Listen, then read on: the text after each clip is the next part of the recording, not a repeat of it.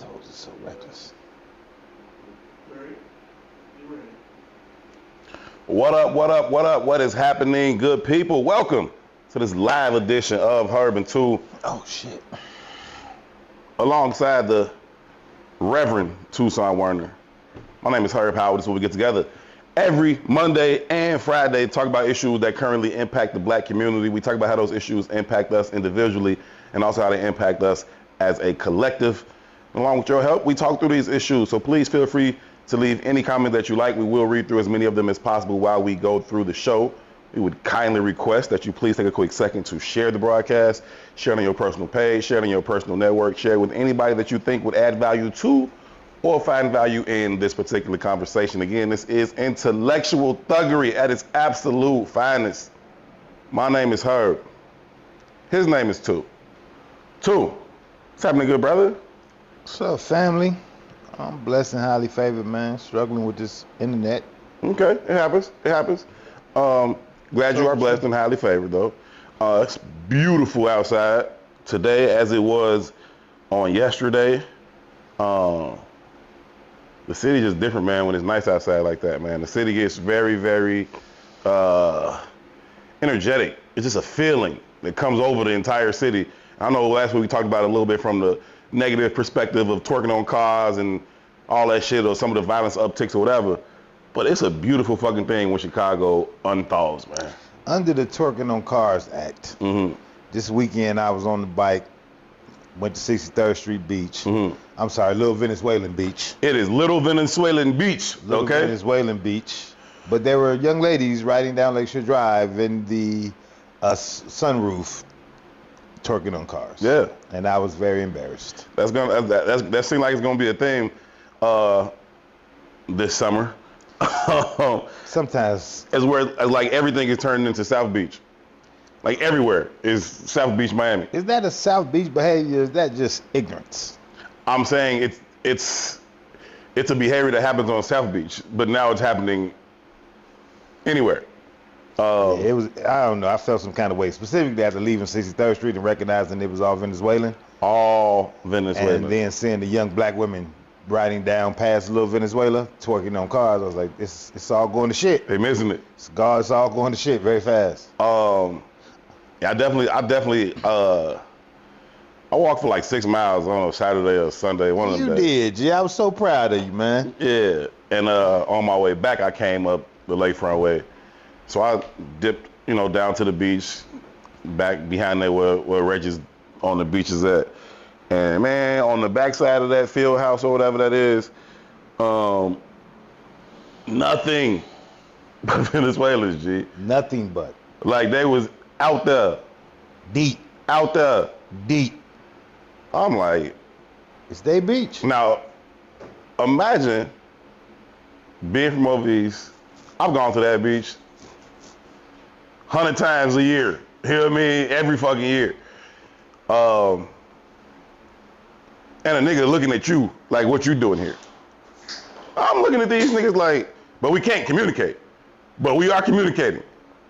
But it's like staring at like, ain't this some wild shit? I was pissed at Brandon Johnson.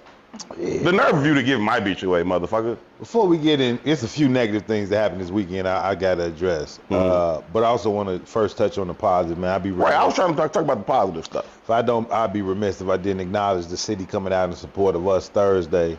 Oh, yeah, we was going to get to that for sure. Yeah, we had the meet and greet, man. It was a dope situation, man. I was really proud of us. I was really proud of the city for coming out. It was a great experience. Packed the studio, had the overflow in not the streets, but the streets. The streets. You know what I mean?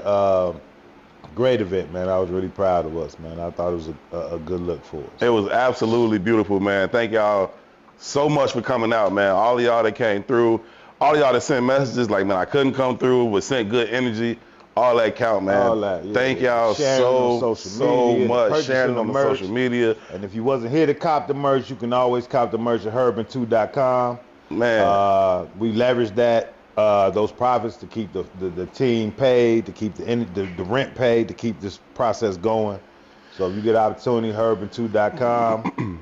Check it out. The merch is dope. We always got it on. Yeah. Yeah, salute, man. I was really proud of the city, man.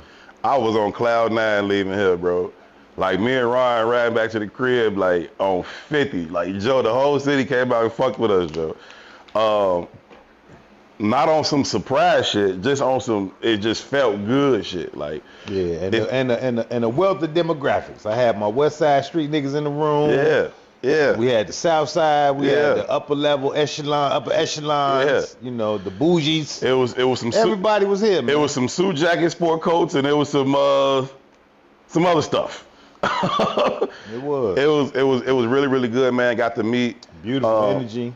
The energy was phenomenal, man. Got to meet some people that I felt like I've known forever since they've been rocking with us for so long, but like actually meeting them in person was like super, super dope. Shout out to Walanda. Man, it was just beautiful. I can't even fully articulate how good it felt and how dope it was. It came together nicely. Shout out to the team, man. Shout out to Ryan, P, E, you, like, that shit came together very, very nicely, and it felt fucking amazing. Thank y'all so much. Shout out to Jay Illa, spinning. Shout out to Brother Sadiq, Plant-Based African, coming through with the plant-based food. We changed some lives around that, which G. they banged. They banged. I didn't even get to taste the lasagna. No, I did not. I did not get no lasagna. They banged. But I did take a whole pan of greens to the crib, which I maxed over this whole last 5 days, 4 days, whatever it was. I just ate greens and whatever I sent you yesterday. I can't remember the name of that vegetable, but it was fire. Yeah. The drink guy, Hunch Punch. Shout out to Chris, man. Yeah, man. Hunch Punch was in the building. Had his mixed cocktail options available for people who chose to partake, man. He did his thing. Jay did his thing. And Sadiq did his, man. So just the love, everybody that came through, man. I'm not gonna start to name people other than Walanda because I just hadn't met her. But everybody that came through, man. But y'all know y'all was here, and we are smitten. I was smitten about it. That shit was great, man. That shit was great. Shout out to all y'all. Larry said my invite got lost in the mail. No, it didn't, brother. We talked about it every day for a month and a half on the show. We talked about it all the time. We plugged it a lot, man. We put some posts out. And just so you know, you always invited, my brother. Always. Now let's get to the bullshit. Wait, there was one more thing I wanted to say on the positive side. I can't remember. But shout out to two as well. Jay Illa brother / manager. Little too. I don't know if I offended him with that. I mean, I wasn't. You're stupid. It wasn't intended to offend him. You are stupid. But I'm an old nigga. Yes. You know what I'm saying? Yes. If you had his own speed, you little too. I said, wow. Wow. But nah, shout out to two, man. They had a long, long day. Jay Illa's the official Chicago Bears DJ, and they had their media day. Basically, they had their picture day, where they take all the pictures for the season, all the graphics you see throughout the season, and they put up players' photos and shit. They did that same day, and so Jay was down there DJing, keeping the vibes going for that. And they had to fight back through traffic, which I know all about, to get here on time, and they did, and he did his motherfucking thing per usual, man. So I fuck with Tudo. I really like Tudo in general. I fuck with Tudo, man. We sat down and had a conversation with Tudo a while ago, and I was really impressed with him. And I was being genuine. Like, I don't meet too many twos. You know what I mean? So salute to two. You know what I mean? Now we can talk about bullshit. But there's some bullshit going on in this city. One, we talked, you intro with the summertime vibes. Yeah, man, it just feels so good. It does, G. But I also have an 18-year-old son, and this becomes one of the most dangerous environments. From 18, I told him the other day, from 18 to like 25, and maybe even a little bit older, this shit becomes extremely dangerous. Yeah. And you got to be very proactive in how you're moving, right? He's also about to graduate. So you got him dealing with all of the graduation events that he wants to engage in, and as a father, you want him to, be able to engage, and you don't want to kind of, police every movement and action and shit. And the places he liked to be. And I guess if I put in perspective, like when I was that age, I was probably in them places too, but in hindsight, I'd be like, man, I don't fucking want you here, bro. Right. You know what I mean? So the other night, he was like, man, Dad, I want to go to this party. My partner's having a party at first it's an Airbnb. Yeah. I said, where the fuck is this Airbnb, right? People be renting out people's shit to throw a party and that shit. Motherfucker says fucking people shit up. 57th in Aberdeen. Yeah. Who the fuck got an Airbnb on 57th and Aberdeen, bro? Somebody. No, that's not an Airbnb. That's a trap house. That's a trap. It's not an Airbnb. It's a trap. So I was like, "How you getting there?" He said, "I'm gonna get on the bus." The fuck you is? You try to leave at 11:30? Right. No, my nigga. Standing on the bus stop on 59th or 55th? Nah, my nigga. Not like that, right? So I was like, man, all right, I'll run you over here. Run you over there, G. I know 57th and Aberdeen. It was the 57th and Aberdeen that I know. Sure. Looked like a little two-story project. You know what I mean? Mm-hmm. And I ain't tripping because I don't want to put that kind of judgment on our people just saying being in these environments is dangerous, but being in these environments is dangerous. No, there are things you need to know. Right, and he doesn't know them. This is what it is. Right, so as I pull up, man, this kid's all on the block everywhere, and as soon as he jump out the car, Eric, everybody know him.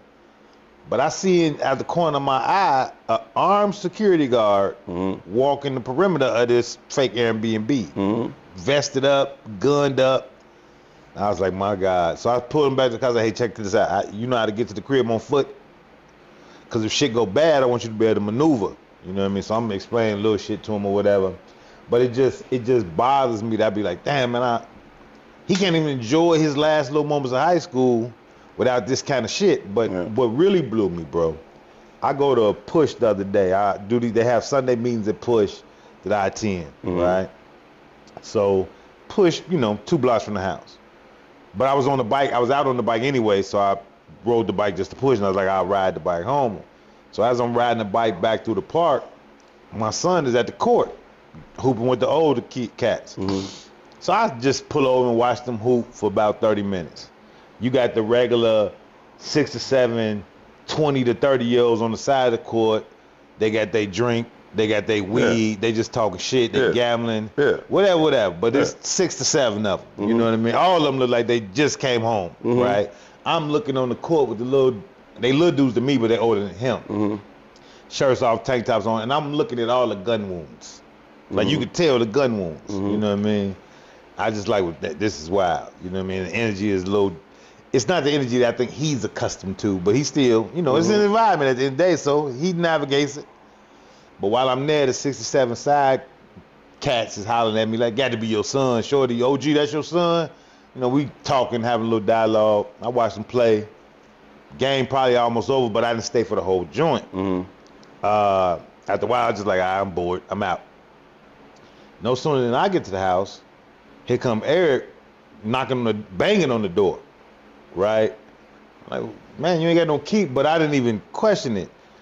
He was like, he got his shirt off, and he got his bag or whatever. He was like, nah, man, you ain't hear that? And I was like, what? He was like, man, as soon as you left, they started shooting, right? Mind you, this is 4 in the afternoon. Right? And I was like, who was shooting? And he was like, I ain't gonna lie, I don't know specifically, but it looked like such and such and such and such, which was one of the guys, he described one of the guys I was talking to on the sideline. And I was like, did something happen? Was it like some commotion or something? He was like, no, man. It wasn't on site. It wasn't that. It was just on site. And I had this thought, like, I was there for an hour, good hour, because they played a 32, then they played a game. I don't want to say hour, 40 minutes, let's say 40 minutes. The demographic didn't change. Like, it wasn't no new people that showed up. And I was wondering, was there reverence for me, which didn't allow them to shoot while I was there? Or was there, or did that demographic change or something? Why? Because if it wasn't no commotion, like you said, it's an on-site kind of thing. Yeah, I would just say somebody came past the park and saw them and just bust, and they bust back. No, they was busting. And it wasn't nobody busting back. They was just busting. I didn't see it, but this is the story I'm getting from Eric. You know what I mean? And I wonder, was there some reverence for me, a man in the area, in the environment, where it's like, I got enough respect for this to not do this now. But it's kids up here. I ain't even just talking about it's a park. You got the people on the court who are, Eric ain't number 18. But you got little kids playing in the park. Right. Like, no reverence at all, man, just letting it ride. Yeah, I don't. People that are busted a park in broad day with little kids there, I don't know that they have a level of respect for anything. You know what I'm saying? Whoever the fuck was there. Like I said, I would imagine it was just some on-site shit. Like somebody saw somebody and they just started dumping. The wrong person came to the park or went past the park or whatever the fuck. It's wild, but I struggle, man. And, you know, obviously I don't have children, right? So I don't have the experience or the feeling about it that you would have. But I also grew up in this city. You know what I'm saying? Like, I also grew up a boy in Chicago, outside though. You know what I'm saying? And I also went to parties and places. I look back on it, even just me looking back on it as a grown man, like, yeah, I probably shouldn't have went there. That probably wasn't even smart for me to go there. But we did that kind of shit. You know what I'm saying? Like, we went to the route every fucking week, and we knew it was gonna get sent up. Like, it was a guarantee. We used to talk about it before school. Like, y'all come to the route? Okay, make sure y'all here at whatever fucking time. Do not fucking be late, because somebody gonna get their ass flooded. That was just a guarantee. Then I got a little older than that. I'm in all the little hood cubs, Little Mississippi, Vons. I'm just shit I ain't supposed to be doing, places I ain't supposed to be. And, you know, you learn how to navigate the city that way, man. I don't know if the city is so much wilder now than it was in 95 or 2000 or 05. I don't, you know what I mean? Like, it is, and it's not, right? It's not wilder. My generation, and I'm 10 years older than you, put up way more murders than y'all. Right. And that's not something to be proud of. But just data. But because we're here, we normalize shit, right? But I've been, you know, I'm from the neighborhood for real, right? You from over east, but, you know, 95th, Rose and the Hundreds, all the same shit, right?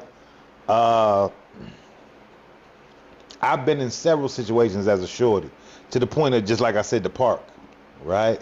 When I was young, I was a lot like my son, right? I hooped I was known for playing basketball. Right. You know what I mean? Wasn't no punk, but I wasn't necessarily ingratiated in fuck shit, right? Right. And when the fuck shit came, there were several conversations where it was like, two, go home, because this is about to happen. Two, get out of here, because we finna do X, Y, Z. You know what I mean?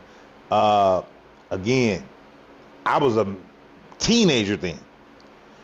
Definitely wouldn't have let loose in front of no 4, 5, 6, 7-year-olds. Right. You know what I mean? Right. They gave me the reverence as a teenager of choice. Right. This was finna happen. Get gone. Right. That's not happening for maybe y'all's generation, and surely not for my son's generation.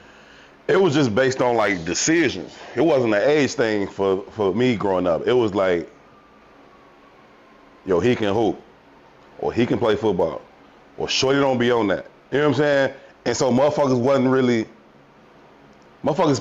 played their pockets. You know what I'm saying? Like whatever lane you was in, that's what motherfuckers played. And if you was an athlete or some shit, motherfuckers like, yo, he ain't on that. You know what I'm saying? Like, all the little shit I got into, all the, you know, running, that was just choices I made. But this wasn't like I had to be in the street, I had to be doing, it was just choices I made because fucking doing shit young boys want to do. But other than that, like, I was cool. But I think we having different conversations though, right? Granted, I made them same choices. So even when I looked at the move that Eric's making, I was like, yeah, I did this shit too. I'm still not validating it. Nah. Right? But there's a difference, right? This is his hood. This is Eric's hood, right? Just like Ovis was your hood, just like 95th was my hood, right? So I could think of like Abbott Park was like Jamal Gill, Coach Diet, Juwan Howard. We got a plethora of real ball players that came from that area, right? And we all was like congregating at the park all the time. Yeah. All of those boys had reverence because they was ball players, like real ball players, right? Perspective. I go to the court to watch Eric play. He's the only real ball player on the court, and these is older dudes than him. He can't learn out there because can't nobody hoop. Right. You know what I mean? Right. So what that says is, one, and that's not to say that this area doesn't produce that, they just don't come here. Right. And they probably don't come here because of the dangers of being here. Yeah. You know what I mean? Whereas even though it was dangerous, we had the reverence to be here. We lived at Hayes all summer. The Hayes, the course on 630. All summer. That's what. And casual hoopers like myself, I ain't never claimed to be no stud basketball player. I can hold my own, but that's it. For from casual hoopers like myself to like real hoopers like my brother, all up there hooping. You know what I'm saying? All day, every day, all summer. Now, you're right. Motherfuckers do feel like I got to get to somebody's gym, somebody's real, you know, open gym type situation or whatever. One, to have a good run, because like you said, cats out there can't even really hoop. It did reach a point for my brother where he stopped hooping on the street because people couldn't hoop like him. Because I'm going to get hurt. Just because they don't know. He's like, I'm expecting certain things to happen on the court. And they not gonna do those things, and I'm gonna get fucking hurt. I fully get it. You know what I'm saying? I fully get it. So that's wild too, though. Yeah. Because in my era, it was damn near, not to say every park, but there were park you could find a real good game. Yeah, you could. Damn near everywhere. Yeah. You know what I mean? Damn near everywhere. You had real ball players damn near everywhere. Yeah, that's when he started hooping at like hoops and shit. Like I gotta go to hoops to go get man, it just irritated me, man. And again, I just know he's entering into that age bracket where the next 5 to 7 years is going to be very, very integral in his ability to survive. You know what I mean? That shit scares the shit out of me. It should, man. I think it's a healthy fear, but you know, again, as a non-parent, it's hard for me to really, you know, comprehend, you know, the feeling of the risk or what have you. In context of the little 63rd Street being Little Venezuela, did you see the Venezuela knife fight in the middle of downtown? Bruh, you sent me that. Yo, let's be a sanctuary city, they said, right? Man, listen, this is what I'm talking about. Last week we talked about levels of violence or types of violence. Now, Chicago, right, has earned a lot of its reputation. But niggas ain't having machete fights in the middle of the street, son. Under that act, man, my wife was, I said to my wife, I said, you see the knife fight? Those are black people. I said, are you crazy? No, we don't. You ain't got to see the picture. When you gonna see a black man fight with a knife? You just hear the story. Right. That's not us, are dog. You crazy? Niggas don't even learn how to use knives until they get to the joint. Then you start to use a knife.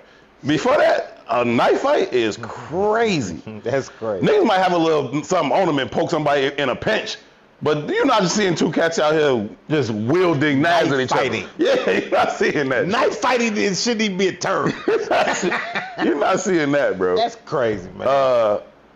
Yeah, man, that's wild. I saw that, and they was, the way all of them was so in it, so willing to lose an arm.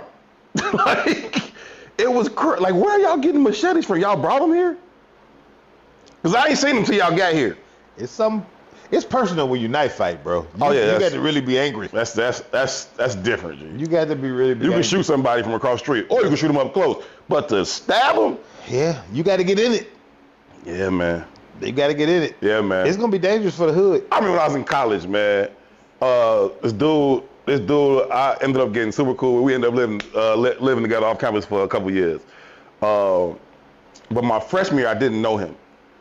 And the day I met him, the day I met Craig, me, him, and a couple other cats I knew, we went out. We go out, have a good time. We pull it back up to the dorms. We finna go inside. Him and another dude that stayed on my floor. This dude stayed on my floor. We wasn't super cool, but he stayed on my floor, so I saw him. We said what's up every day. And I didn't know Craig at all, except for we just hung out that night. Them two ended up getting into a fight about something as we were coming towards the building. I don't really have a dog in this fight. I'm just watching it. You know what I mean? The other homie, and I forgot his name, at some point must have pulled out a pocket knife and he poked Craig in the stomach a couple times.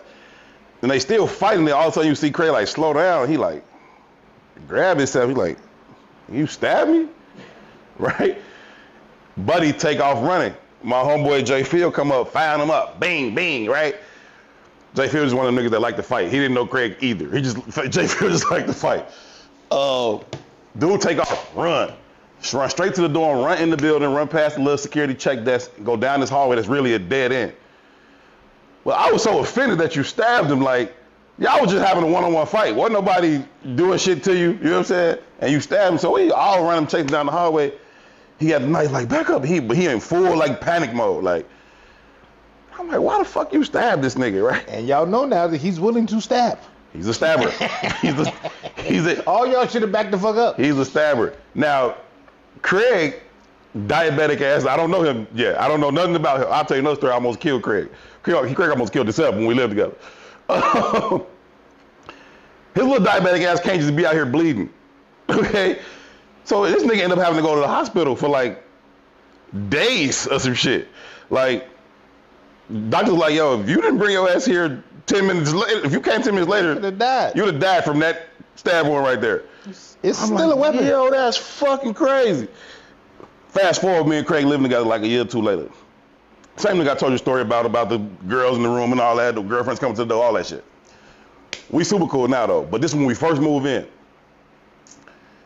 He got these boxes in the drawer pull out of the refrigerator.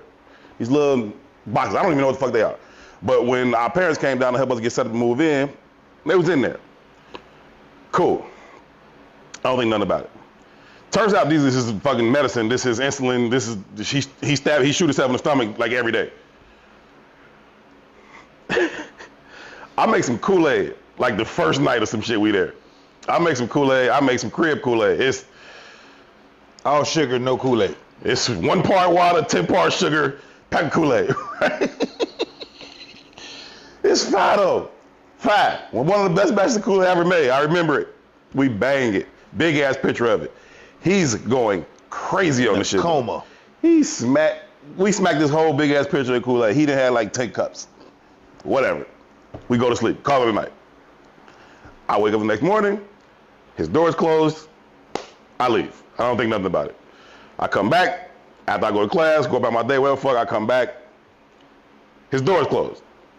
I don't care. Like, you a grown man, I'm a grown man. You can sleep all day if you fucking want to. I would never disturb you. Craig was in a coma. And I would have never disturbed him. He would have died. His girlfriend came over came over there, ringing the doorbell. She's like, Craig here? I'm like, now I'm thinking like, man, he been in there all fucking day, but his door closed. I'm like, maybe it's a chicken now. I'm like, I don't know. I ain't really seen him. Let me go. I was like, oh, I'll go see. Back up. Lock the door. I go knocking on his door. No answer. So I open the door. He in there, sleep. I'm like, so I go back downstairs. I'm like, yeah, he in there, he sleep. She go up there. She yell my name about 45 seconds later. Hard. I'm like, what? I can't wake him up. I can't wake him up. I go up there, take a closer look. Folks is not with us right now. Like he's not here for real. I can't even remember if we called the ambulance or if we like put him in the car type shit. Take him to the hospital. He is not amongst the living right at the moment. They bring him back and he cool. He learned how to manage the shit. But I say, bro, what the fuck? So was he good? They say his motherfucking levels was through the motherfucking roof. I'm like, from what? He like, nigga, we was banging that Kool-Aid. I said, who the fuck? I said, hey, bro, if you could die in here, I need to know that. You know what I'm saying? Just so I can help. That's under the Sadiq Act, though. It lets you know how serious that shit is. Yeah, man. You know what I mean? Man. Well, man. Hey, man, did you see that Marjorie Taylor Greene and Jasmine Crockett interaction? In the middle of the motherfucking committee meeting. Bro. You talking about her eyelashes, which, I got my own personal feelings about the eyelashes and all that shit. But in the middle of the committee meeting, you gonna say that about this black woman? So she called her, yo, like how the tapes came out though. The first one I saw, cause I ain't watching the fucking committee meeting, but the first one I saw was Jasmine Crockett's response when she called bad built body, bleach blonde, body built butch. You bad body bitch. She really just wanted to say bitch, but instead she used every other B word she could think of. Yeah. Right. But it started with the Marjorie Taylor Greene, your fake eyelashes shit. That's what I mean? Crazy. It did. One, we talking about all the violence in the streets, the lack of regard. Think about that when these are essentially the leaders of our country, and this is how they communicate. You know what I mean? I felt some kind of way about it. Then again, I felt some kind of way about Marjorie Taylor Greene kicking it off in the way that she did. It's so many different messages happening here, right? You think about, again, lack of regard, like I talked about the street niggas shooting when Eric is up there hooping. And not just Eric, all the kids that was up there. You know what I mean? But think about just leadership, right? You put Trump in office. You have an attack on the Capitol, mm-hmm. right? Insurrection.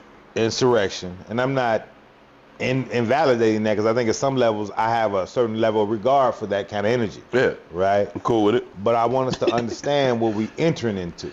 Right. Right?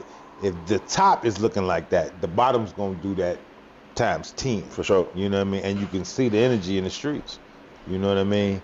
And as a vulnerable person on the streets, just like Eric is a vulnerable person in a situation like that, because you don't know or because you don't know. You don't know. Right? So when you think about our community being vulnerable in that construct of power, what's that look like? Not good. It doesn't look good. If y'all in the middle, writing on the wall, bro. Y'all in the middle of a government committee meeting, and y'all see fit to behave this way, like it's OC how they behaving at the fucking committee meetings in Dalton. 35 people would live in Dalton. It's a TV show. Y'all in the fucking cap, like y'all wildin'. Hey, be clear, right? This is the Government Oversight and Reform Committee. This is one of the most powerful committees there are. I know, G. Right? And this is how y'all behaving. And this is how they behave. And no decorum at all. And it's some background story to that, right? And I ain't gonna lie, I fuck with Jasmine Crockett, right? And in context, like, it's Republican led, they're the majority. So because of Jasmine Crockett, she's been able to fort a lot of shit they've been trying to push, right? But it's like, all right, we're not gonna play this game anymore. Now we're gonna get, what Michelle Obama say, when they go low, we go high. Right. Well, we got a construct now that says when they go low, we go to lower. You know what I mean? And I'm, it ain't even black or white. This is just a construct of the boundaries being removed. And it's just interesting to see it play out in real time. Now, Jasmine Crockett, I've been meaning to look this up because I haven't, but I've been meaning to look it up because Booby, Shadon. Who is Shadon? Dr. Shadon Battle. Booby, you know Shadon. She been on the show. Oh, House of Maddox. Yes, footworking Booby. Dr. Booby, Professor Booby. She said she's been referencing something called Project 25, I think. And she was like, I rock with Jasmine, but I want y'all to look up this Project 25 shit. And she didn't say what it was, and I didn't stop to look it up. I'm not hip. Yeah, me neither. But I look it up now. I need to look it up because Booby be knowing shit. Anyway, that shit was crazy, for real. For them to be behaving that way in the middle of a damn committee meeting is over wild. But it is par for the course in society right now. Ain't no standards, ain't no decorum. It's wild everywhere. So I don't know, man. Not surprising. Before I go any further, just want to say, Ant-Man, boom. That's it. Ant-Man, shorty is a problem. We're gonna say it every day until he retires. Hey, man, I ain't been a fan of the Hoopers in a long time. Like since like D-Rose, like peak D-Rose type shit. Always had mad love and respect for Kobe's game. I was not a Kobe fan. I'm not gonna front like I was because, you know, he unfortunately passed away. So I ain't been a fan like that, except for D-Rose, Mike, and Penny. But I'm a fan of Anthony Edwards, G. Shorty is a huge fucking problem, and he didn't send KD packing, and now he didn't send Jokic packing. Shorty, shout out to you, Mr. Edwards. And he funny, G. He a real nigga. You know, Cat. Yeah, you know, he gay. In real life? Cat. Hey, That's come out? He don't gotta come out. I've heard the man talk. I've heard him talk too. Have you heard him talk outside of like an NBA interview? So wait a minute, wait. Why you get offended when I said whatchamacallit was gay? Who? Now you publicly said Cat is gay. Who? Caleb Williams? Caleb Williams. I didn't get offended. I said I'm not partaking in it. I gotta meet Shorty in 2 days. That's all I said. And I haven't seen Caleb Williams do nothing I would say was gay. But my reference point for calling Caleb Williams gay is the same reference point for you calling Cat gay. No, you was talking about his nails. It wasn't just his nails. It's the way he talks. It's his girlfriend that lives in Europe. Yeah, I'm not even saying you're wrong. I just said I wasn't participating. Cat gay too. I agree. But I'm just saying. I got to work around Shorty for maybe the next 10 years. I ain't mad if you gay, be gay. G. Who give a fuck? Yeah, it's fine. I'm not tripping. But he's definitely something different with Cat. You heard him talk in his personal life? He's Yes. like, "Nyang, girl," like that kind of shit. Like, what the fuck? It's wild as hell to hear any nigga talk like that. But when that nigga is 7 feet, Oh, God. 270, it's weirder. Like, but yeah.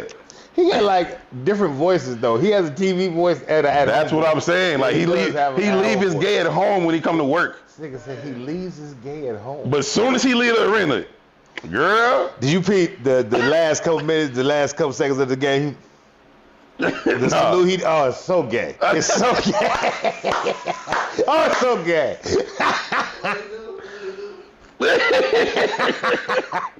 Something's wrong with him. But he in the post-game interview after they closed out their series last night, and Cat like, man, just haven't been here 9 years or 8 years.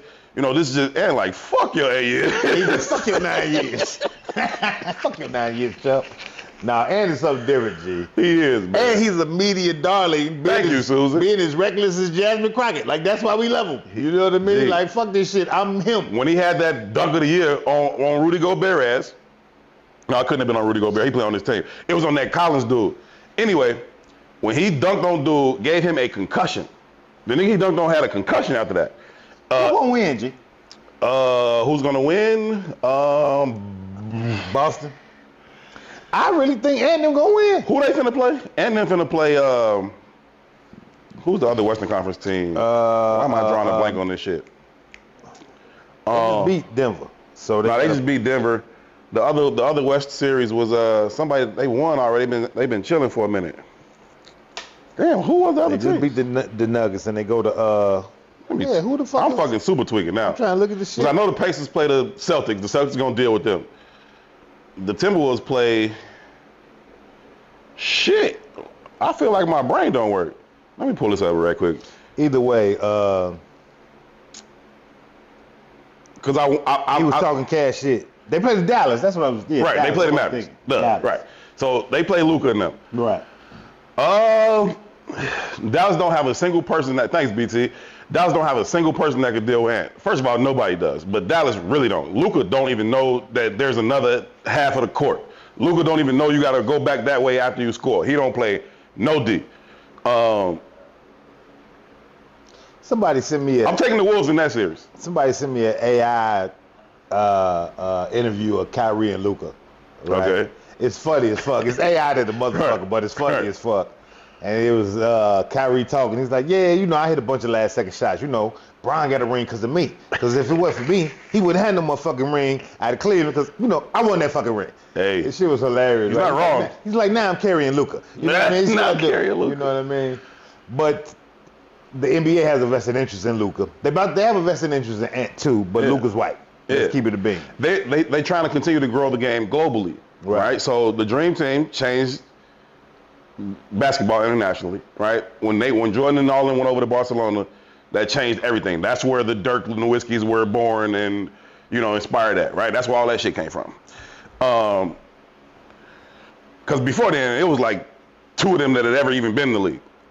And then after they went, it was a lot. You had Peja and all them cats. It was more than 2. It was like 2. You had Petrovic and another nigga. Nigga, Tony Kukoc was from 1990, nigga. What are you talking about? There's a bunch of overseas players. Hey. Fuck is you talking about? Tony Kukoc didn't come to the league till after that. Right? And Mike and Scotty took it personal when they played Tony in the Olympics. They beat the fuck out of him just to make a point. Because they hated Jerry Krause. Jerry Krause was like, oh, we finna get this kid from Croatia and he gonna come over here and be the next. Scotty guarded that nigga in the locker room. Like what? They almost to the point where people were like, they bullying him. They bogus. Shorty like 19, he 150 pounds. You got the 2 best players in the world double teaming his ass. It's not fair. But anyway, they changed the game. So yeah, to your point, they have a vested interest in not only Luka, but Jokic too. Like, you know what I'm saying? So for sure. But Ant don't give a fuck about none of that. He don't care about the plan. Man, I would love to see the Timberwolves and the Celtics meet, and I think that's how it's going to play out. I think that's how it's going to play out too. And then I think the Celtics beat them. Either way, we get a new champion this year, no matter what. Yeah. Right? Yeah. So that's interesting. I ain't going to lie, though, man. The league is so uninspiring, man. You need a character like Ant And because of the vested interest in these overseas players, they've just kind of, defense has no value no more. Nah. You know what I mean? And that's not the basketball I'm accustomed to watching. Man, I watched one series. Defense is a skill, bro. It really is. It's a big part of the game. It's a huge part of the game. It matters. I watched one series of plays, one whatever. They shot 7 straight threes, back to back down the court. Shit is whack, bro. 7 straight threes. I freeze the TV, pause it. There's nobody in the paint. Everybody is on the perimeter. I'm like, yo, this ain't the game I know. You know, I'm a huge fan of Gilbert Arenas, right? Like, as a player, as a commentator, Gilbert Arenas. He's doing well with this podcast wild shit. As hell, but he's fucking brilliant in context to basketball. Yeah, he's like an idiot savant, right? He really does understand ball at a very, very high level. Mm-hmm. He was having a conversation around like how they pump the Lucas of the world and like how they have this vested interest in these overseas players. But he, on some black shit, he was like, my nigga, we play basketball the way it's supposed to be played, you wouldn't know these motherfuckers' names. And I agree with that, right? And think about that in context of just American life. This could easily transition us into this Diddy conversation. I don't want to go there yet. But think about this in context to American life. Think about how I'm in the gym this morning and you hear motherfuckers praising Luka Doncic, right? These are black people. Mm-hmm. You know what I mean? Mm-hmm. You've had the argument about Larry Bird. I just like he's just a white man. He ain't that special. You be like, nah, he Larry Bird. I'd be like, he's just a white man, right? But my point is saying that, and shout out to Malcolm X too, because Malcolm X's birthday was the other day, right? Absolutely. And the reason I bring up even Malcolm into the conversation is because with Malcolm's birthday being yesterday, I posted a quote that Malcolm said, and it says, if you're not careful, the newspapers will have you hating the people who are being oppressed and loving the people who doing the oppressing. My point is, like, media has the power to dictate beliefs. You know what I mean? And we see, even if we see it, you know what I mean? We see Luka play, motherfuckers be like, oh, he cold, or, you know, you see Petrovic play, you seen all these people play, and as the media pumps, Dirk Nowitzki, you seen him play. I remember they was talking to Kobe one day, and they was talking about Dirk's signature fadeaway. Kobe was like, signature who? That's my motherfucking fadeaway that he took from me. That one leg joint? That one leg shit, right? But we don't even associate that with Kobe Bryant. No. You understand what I'm saying? Right. So it's just very interesting, like the power of that shit. Even though it's like, who you gonna be? It's like the Dirk cheat used nigga. it so much. Who you gonna believe, me or your cheating eyes? Right. You know what I'm saying? Right. It's the same shit, bro. It's just very interesting to see that shit play out like that in real time. That's real. It's just tough because like some of them are great. I think Larry Bird was that cold. I'm an Isaiah fan. Isaiah said he's just a white man.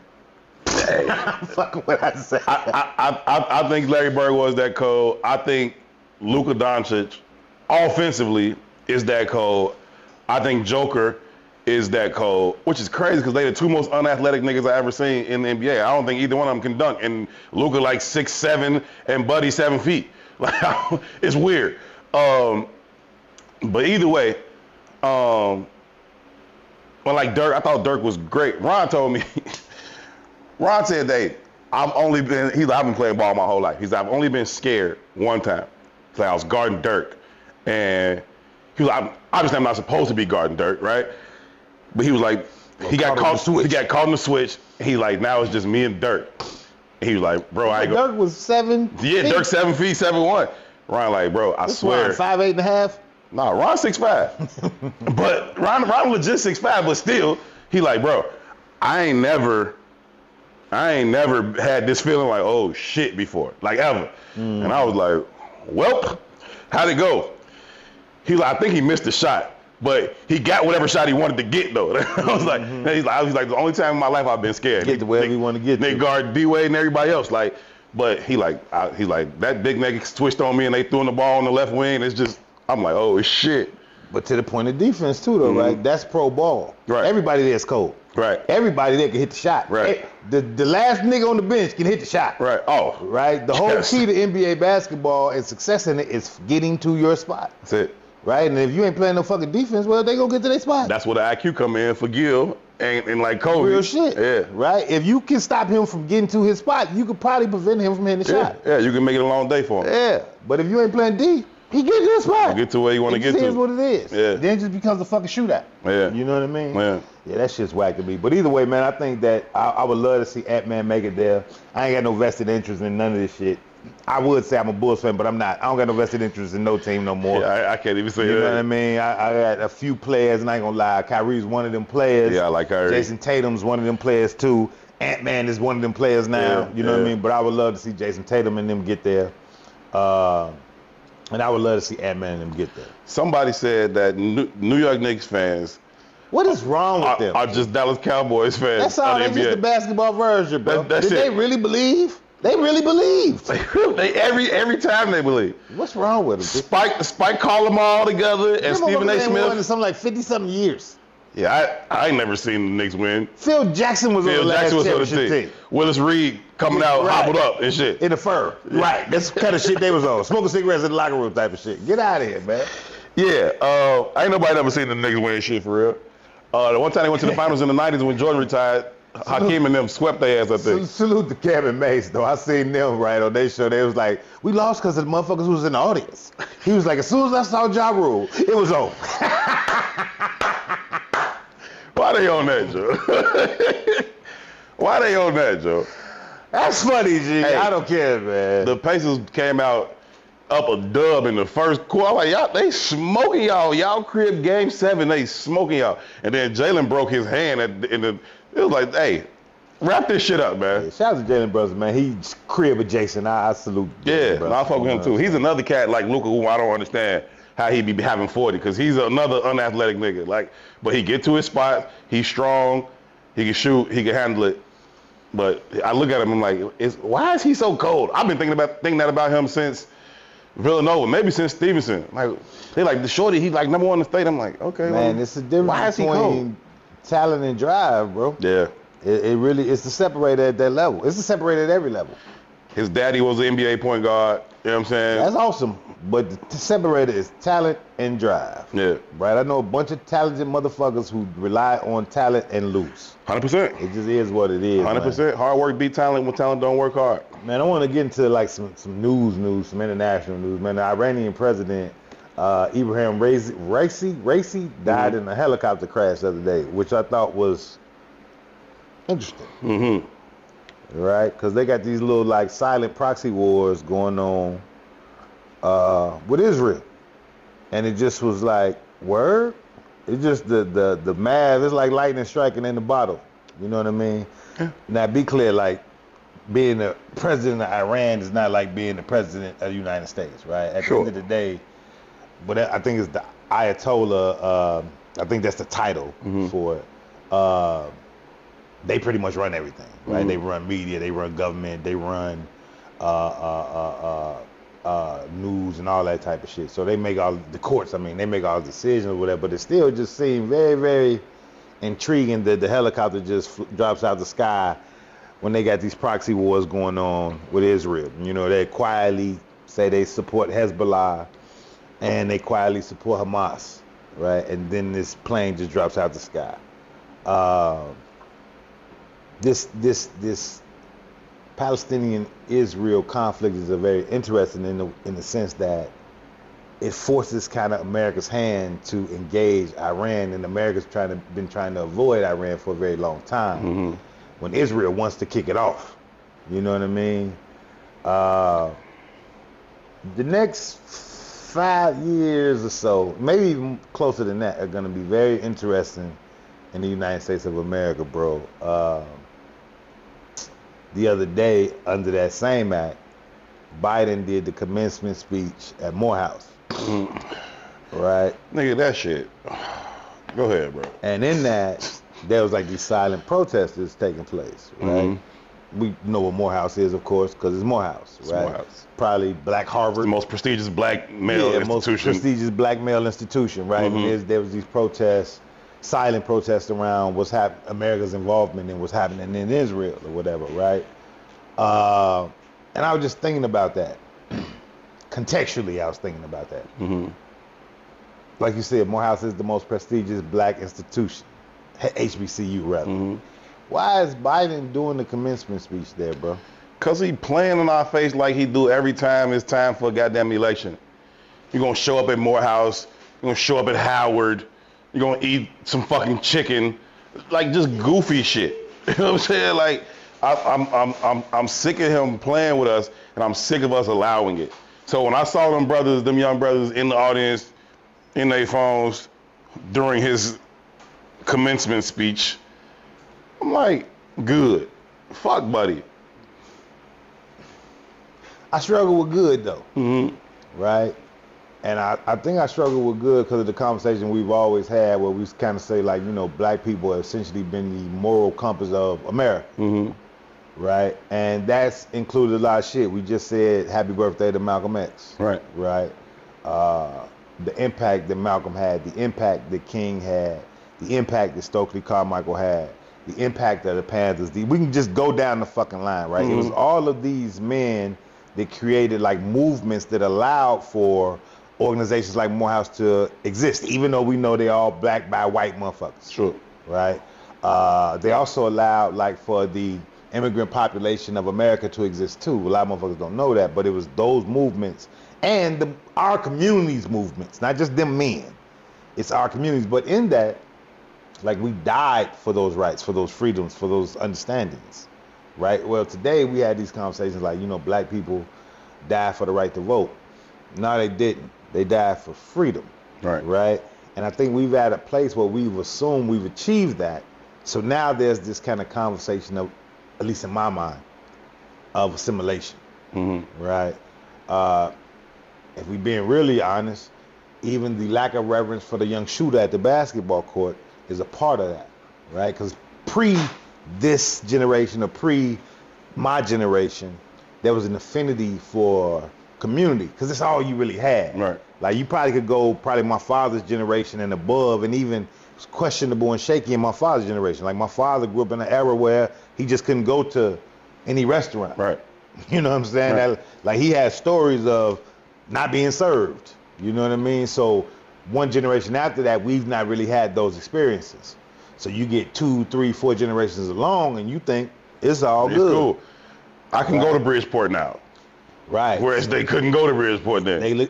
Bridgeport, nigga, Roseland. Think about what Roseland is today. My father's stories are, nigga, when the sun went down, you got the fuck up off Michigan Avenue. It wasn't, you couldn't chill like that. You know what I mean? A generation after that, you probably can't identify a white person on 111 Michigan Avenue. Yeah. You understand what I'm saying? I didn't know that about Roseland. Yeah, right? Yeah. Even, well, you think about it, right? Even in Roseland right now. Even in Roseland today.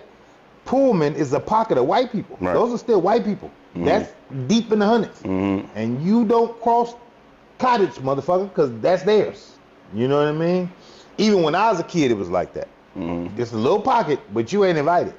Even like Bridgeport. Even though it's in the mix of black people everywhere, you know this is the barrier. You know what I mean? So imagine when they had the whole of it. You leave that motherfucking Sox Stadium and you go that way. And you go that fucking way. Don't you dare. Bring your ass Don't you dare go a step west of the fucking stadium. Right? So when there's these clear demarcation lines, you kind of got to understand who's the enemy. Right? As them lines get blurred and you assimilate, you don't really know who's the enemy. You know what I mean? And I look at that Morehouse shit like that. Like outside of what's going on in Israel, outside of the Palestinian conflict, fuck that. You protesting because of what's happening in Palestine, nigga, what about the Congo? Because we involved in that shit heavily too. It's a whole coup going on right now. They just arrested like 40 people, 3 of them was Americans in an attempted coup they had going on in the Congo like yesterday. But even if we deal with the history of who Joe Biden is, right? Anti-busing, the 1994 crime bill, why would he ever be the commencement speaker at a black university? That's the fuck shit in my mind, right? He was anti-black education. Right. That's his legacy. Right. I don't want you niggas to learn nothing, and I want your daddies in jail. Right. That's his legacy. So for you to come, who invites you to come to our celebration for overcoming your bullshit? We beat the odds to overcome your bullshit, and then you come talk to us at the celebration? Knock it the fuck off, man. Yeah, it's interesting, man. I'm sick of his dumb ass, for real. BT say, definitely the fuck is. I stay in Pullman and they make me feel like I don't belong in my own hood. You goddamn right. And that's today, right? Right. Most people don't even know that neighborhood exists. Right. It's there. Right. And it's in full bloom. Right. they let you know this. No, motherfucker, this us. All that shit happens around here. Yeah, you can do all that shit over there, but over here, no sir. Like we was talking about the Highlands the other day. No sir. You know what I mean? Just very interesting, man. Nah, that's real. Yeah, I'm sick of Buddy shit. Real quick, BT, you said they gonna put Kyrie on him. I don't know if Kyrie want that either. Plus, it's gonna put Luka in a bad position in the pick and rolls with Mike Conley and Cat. And yeah, I don't know how they gonna defend them, to be honest with you. So let's get into what they came for. Yeah, let's talk about your mans in them, Joe. Let's not call them my man. Let's not do that. Let's talk about your mans in them. Sean Combs, Puff Daddy, P. Diddy, Love. That's your man. I want to say for the record, right? When was it when I said Puffy was going to jail? It's like 6 months ago. Yeah, probably more than that. No, ain't no problem. It was way more than that. It wasn't way more than that because I know where we were shooting at when you said it. So I'm going to say 7. Okay, I was steady on 7. Hey. Before he was in any trouble, before anybody had this conversation, I was like, that fuck nigga going to jail. You did. And in that moment, I was like, what the fuck are you talking about? We was talking about somebody else going to jail. I don't even remember who that was now. We was talking about somebody else going to jail. You like, you know who else going to jail? Diddy. I'm like, what? Whatever, nigga. You were right. He ain't going to jail for this, but... No, he's going to jail, though. Yeah. I didn't even have a reason for why he was going to jail then, but I just knew the energy, you going to jail. They coming for you, bro. It's too much shit. It's too much press around your behaviors. There's too much shit going on. He over-tweaked. By now, there's no way you don't know that the video has come out of him violently, physically abusing his ex-girlfriend, Cassie, dragging her through the hallway. It appears that she's trying to escape the room. Like, he might have jumped in the shower and she's like tried to dip. He comes running down the hotel hallway with just a towel wrapped around his waist, snatch her up, throw her down to the floor, kick her, stomp her, then attempt to drag her back to the room before sitting down in some chair in the hallway and throwing a vase at her. It's a disgusting video. It's a disgusting video to watch. And for somebody who's been playing in our face since all these allegations came up, they trying to ruin my reputation. I didn't do none of the stuff they said I did. Bro, you gave her $30 million fucking dollars for what you didn't do. I don't care. I said it to y'all before the cameras came on. I don't care how much bread you got. Paying somebody $30 million just to leave you alone about something you did not do is crazy. I could see, I can't see nobody do. I was gonna say I could see the Bill Gates and Jeff Bezos throwing $30 million away. But even then, I would think they did something. So when Diddy was like, you know, the $30 million settlement is not an admission of guilt, was the statement his lawyer put out. It was an admission of guilt to me, motherfucker. 30 million, you put your hands on that woman.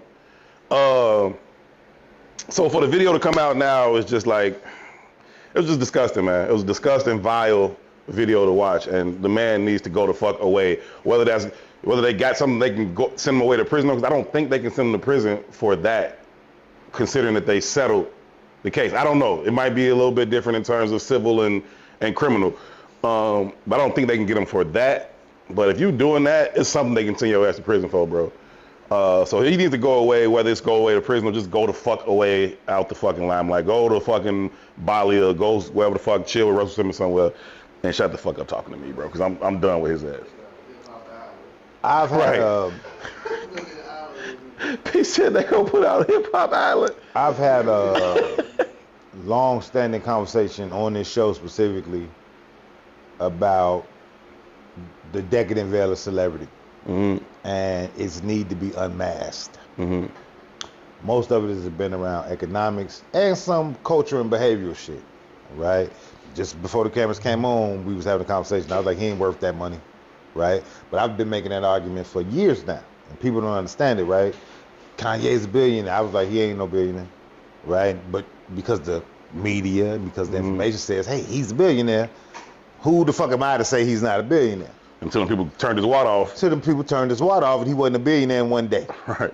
You know what I mean? That's been an argument I've had for a long time, and I think that the decadent veil of celebrity kind of is the influence that creates the conversation of assimilation and leadership in our community. And I'm anti that, right? I think we need to stand on being the moral compass of America. I think we need to stand on fighting for what it means to be us. I've had a conversation around, my whole conversation is always based in identity, right? And I think that celebrity is leveraged to push us toward that lack of understanding of our identity, right? It wraps our identities all around success, all around capital, right? And your self-worth is deemed by what you have and not who you are, right?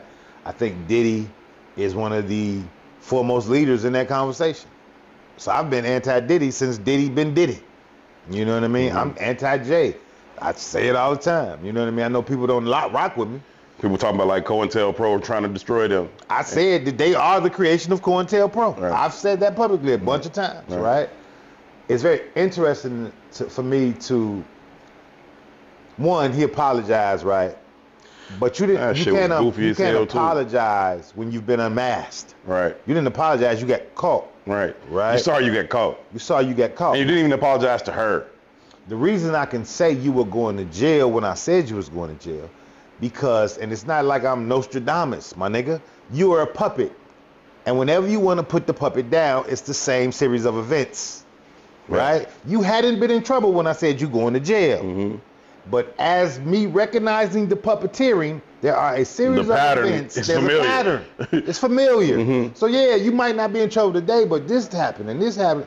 Okay, it's time for your run. Your run is over, right?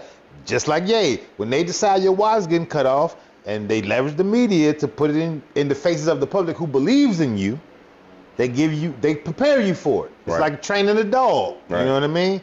They start putting this shit out there, so when it happens, you're not alarmed. Right? I think Puff's a bitch. 100%. I thought he was a bitch before that video came out. Ben thought he was a bitch. Right? I think you damn near got to be a bitch to be put in those positions. I won't argue that, but I definitely agree that I've been thought Puff was a bitch for a long time. I thought he was a bitch by how he treated everybody on Bad Boy after Biggie died. Everybody else, you just used them all. One album at a time. One hit album. I'm gonna get bread. Anybody who understands the economics of the music industry, the artist is not gonna get rich off one hit album. You gotta be able to follow that up. That first album will put you on the map, but that money mostly is going back to the fucking label because they didn't fronted you to put this fucking album out in the first place. Black Rob, Carl Thomas, Mario Winans, G-Dep, Shine, Loon, The Locks. Salute to Loon, man. That conversation with Loon was very telling. Like, Loon's a really good dude. Yeah, he is. You know what I mean? Puff's a bitch, G, and I think most of his counterparts are bitches too. Yeah. Right? Yeah. Think about the recklessness that motherfucker moved with, right? One, that was a hotel security footage, right? He was in a public hotel hallway snatching a woman by the back of her fucking head, then stumped her out like a man. You know what I mean? You're a bitch ass nigga. You are a bitch ass nigga. You're a bitch ass nigga. Right now, again, I'm standing on, I felt like you was a bitch ass nigga way before that. But I also think about this, right? Think about the recklessness that he moved with. You are an international celebrity, right? You have a face that can't be missed by any video camera. Motherfuckers know who you are. Right. You ran down a public hotel. This wasn't in the privacy of your room. This ain't your crib. You are in the public hallway. I've wondered if he had the whole floor. At the elevator. Yeah. Stumping out a woman. Yeah. The audacity, the nerve, the unmitigated gall. Yeah. Right? Yeah. But for you to be that kind of a demon. I'm just beyond reproach. You beyond reproach. You are beyond reproach. So this brings me to this thought. If you moving like that, how does a motherfucker in your circle don't know that's who you are? They do. Absolutely. Yeah, 100%. And you is as much as a bitch as him. Yeah. So this brings me to this. The video comes out. Bron publicly unfollows the nigga after the video surfaces. I know Bron and Jay have a very tight relationship. I know Jay and Diddy have a very tight relationship. You know most of my friends. Specifically the ones I'm tight with. I know most of your people. Specifically the ones you tight with. How the fuck you don't know who he is, Bron? Why it take for this to come out for you to unfollow the nigga? Cause you a bitch too. As are 90% of the motherfuckers in that space. Right? I have no respect for that energy, man. Yeah, that's my What kind of man are you to lollygag or chop it up with, or hang around and do business with because of their assumed celebrity when you know when the door closes, they beating on little girls. Yeah. And be clear, that's a little girl. Yeah. Right? I've heard a lot of people respond, man, I got daughters. Man, fuck all that. I'm a man. Right. If I see a man whooping a woman on the bus stop, I'm stopping this car, bro. It's just my nature. You know what I mean? I was in the bank the other day, an older woman fell down. She half a block away from me. Yeah. My instincts immediately ran to that older woman. Yeah. Because the very essence of what manhood means to me. Yeah. Right? Yeah. I got no respect for that coward behavior, bro. No, that's some super, super hoe shit, man. One of the videos that Diddy is most known for, a lot of people praise it. A lot of people show this video to be like, ooh, look how raw Diddy is. This is early on in his career, and he was on the phone call, and he had clearly just come to some agreement about whatever deal he was trying to close. Closed the deal, and he's so excited. He grabs the whole phone. This is a phone.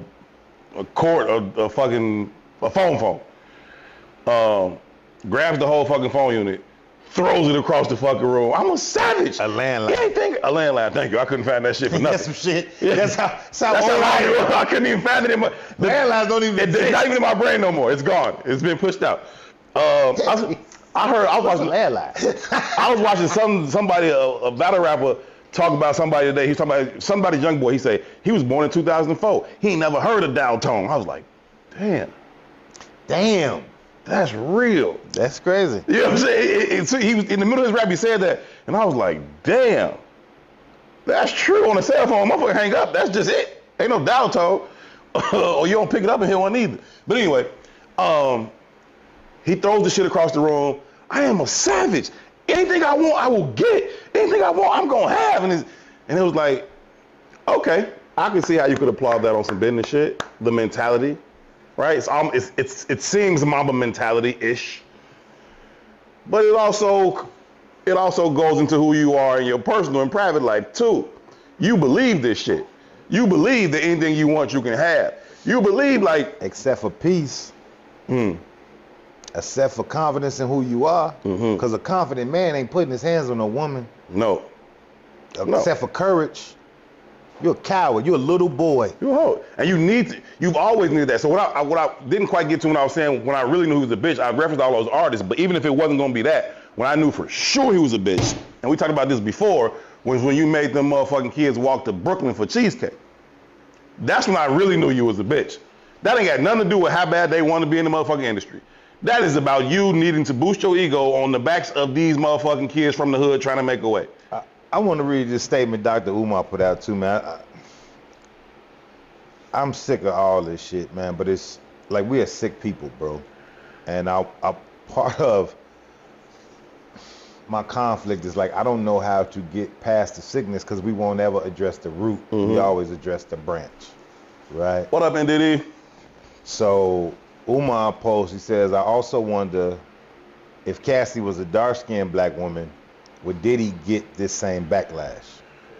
Y'all don't go this hard when dark-skinned women are done bad every day.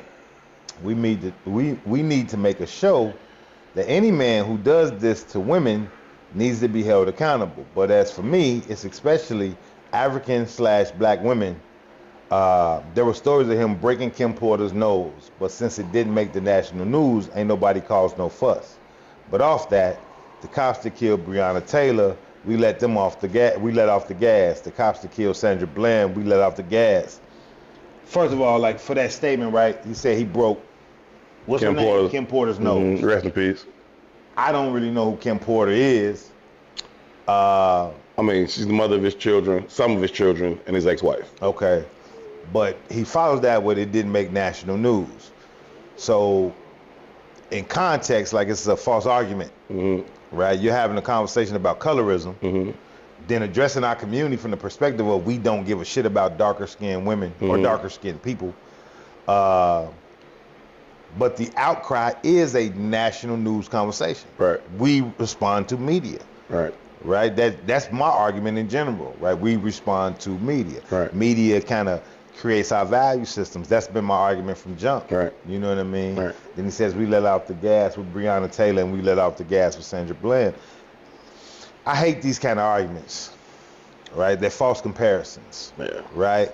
Yeah. Even the conversations that sisters make when they say we didn't go as hard for Sandra Bland as we went for, pull a name out the hat, Mike Brown, da-da-da-da.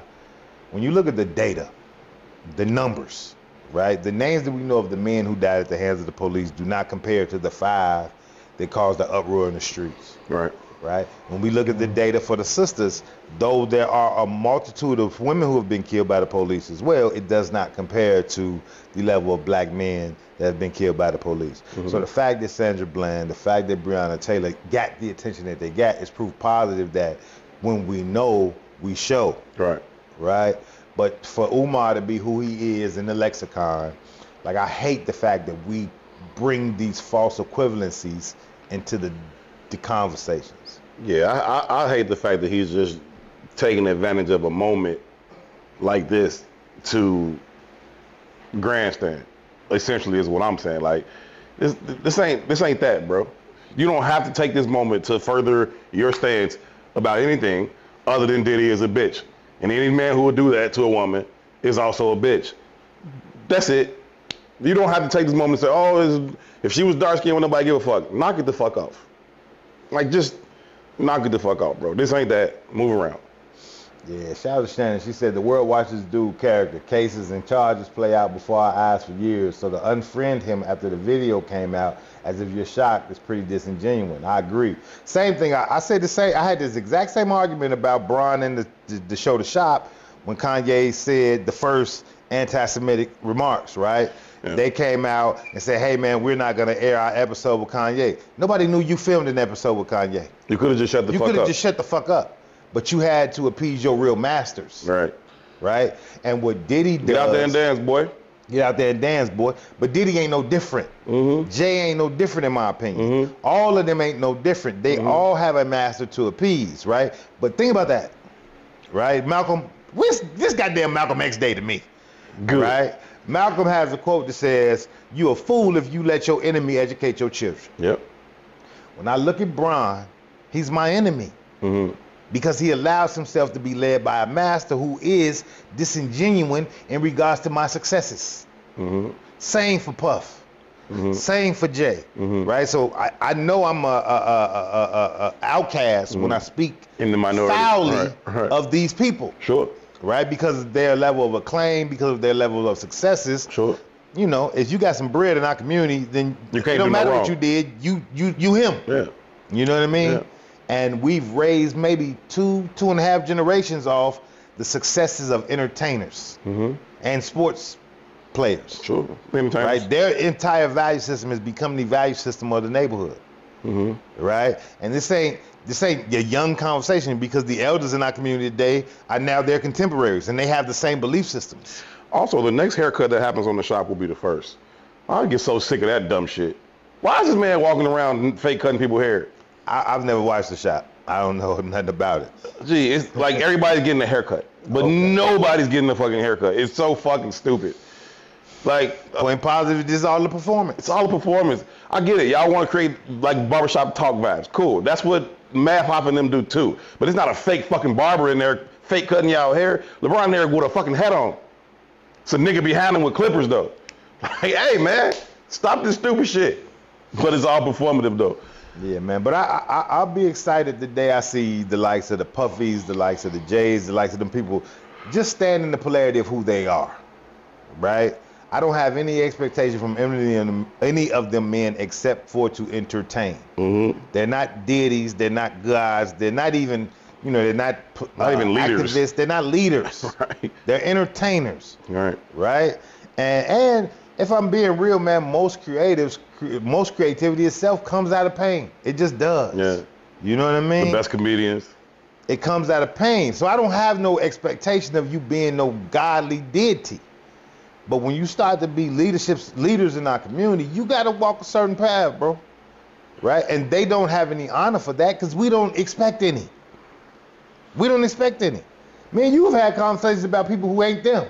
And I've said, I don't fuck with this person doing this. Not publicly. Not saying this, you're above reproach. I don't believe that either. Right. But when you put yourself in certain positions, brother, like the fact that we're erasing barriers in just life, like morality is out the door, right? I think I went back and looked at a video we had a couple of days ago, and I was like, man, I hate the fact that we try to justify our failures. Right. And you was like, man, I can't remember the exact remark that you made, but I was like, man, we stop at our failures. It's not that we don't, I expect everybody to have failures, but that's not who you are. That's not your limitation. I shouldn't accept you for your failures. Keep going. Keep going. That's the journey of this life. You know what I mean? That's the journey of this life. And when you operate in the space of leadership, brother, you cannot be the same. You can't be a leader and knocking out women in the back door. You cannot. You cannot. Right? But we don't pick our leaders. The machine does. They pick our entertainers. They pick our politicians. They pick our athletes. And we sit back and admire their movements, being led astray. That shit is disgusting to me. You're 100% correct, man. You're 100% correct. We got to get up out of here, man. Appreciate y'all for rocking with us, man. I'm sure this Diddy thing will live on for a little bit of time in the media, and then hopefully his ass just either gets thrown away or just fades the fuck away, because ain't no room for that. I hope that entire culture dies. I do, bro. I hope it all dies. And it's all predicated in the construct of capital, right?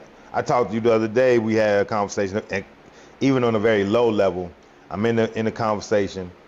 I ain't gonna say where because it don't even matter, right? But a prominent black leader made something happen 20-something motherfucking years ago for an organization to reach a certain level of financial stability.